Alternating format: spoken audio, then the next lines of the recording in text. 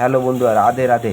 তোমরা ভাবছো যে গাছগুলো আমরা কেটে কেটে কিন্তু পরিবেশের যে ভারসাম্যটা আছে এটা কিন্তু নষ্ট হয়ে যাচ্ছে, কিন্তু না বন্ধুরা।